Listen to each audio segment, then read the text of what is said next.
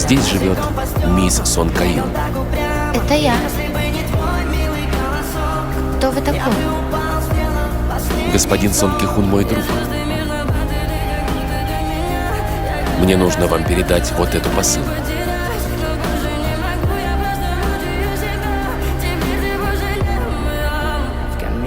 Это от моего отца? Он вас попросил мне это отдать и узнать, как я?